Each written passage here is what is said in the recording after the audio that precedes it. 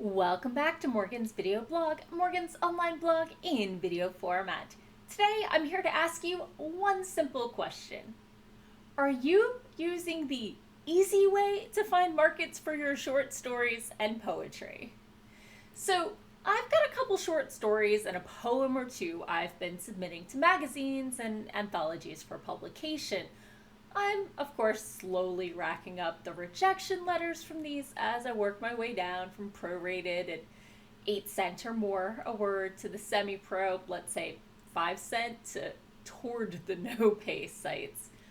How, you might ask? In fact, I ran into a couple of people in one of my writing groups on Facebook searching for a better way than randomly picking whatever strikes their interest that week, how to organize how they're submitting their poetry. And they were boggled when I said I'd just start at the top pay and work my way down. After, caveat, doing my research, making sure the sites are something I'd want my work associated with and I feel my work would be a good fit for them. They asked, how do you know what rate these places are paying? How much research did you do?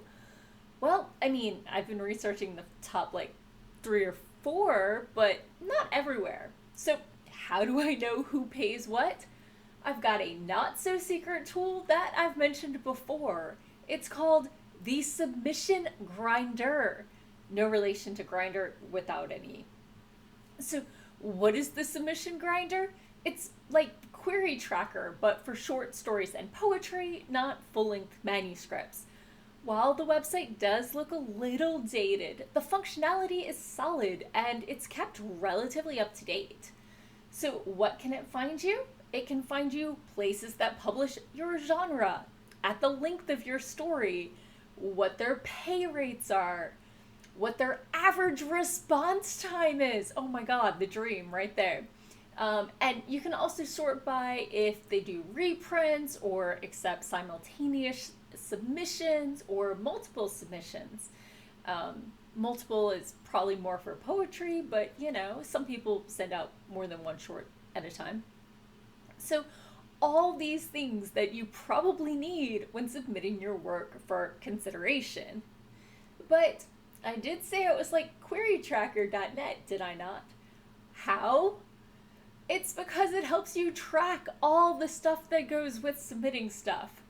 What can it track? Seriously, Submission Grinder, you should sponsor me after this post. What can it track for you? It can log your stories. It can log your submission dates and places. It can log your rejection or acceptance dates and make note of what sort of rejection it was, assuming you didn't get accepted.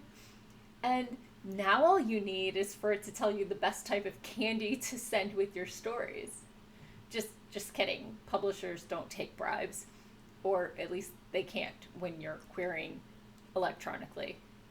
Have you used the submission grinder before? Let me know in the comments below.